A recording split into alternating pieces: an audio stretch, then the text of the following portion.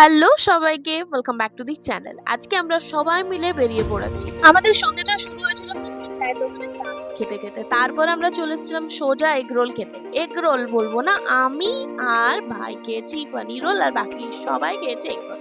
এবার বলি রেস্টুরেন্টে আসার কারণটা কি।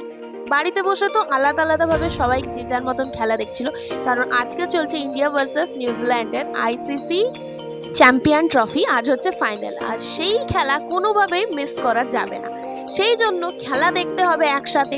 এবার কিভাবে দেখব, সেই ক্ষেত্রে চলে এসেছি এখানে।